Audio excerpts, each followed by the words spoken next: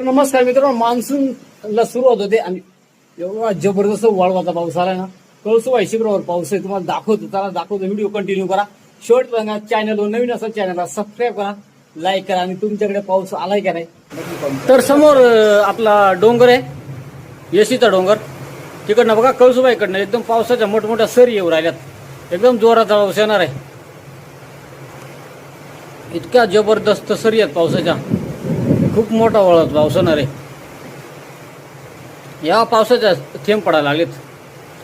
तो काही क्षणातच पाऊस आपल्यापर्यंत येऊन पोहोचलाय आणि एकदम जोराचा पाऊस तो पण.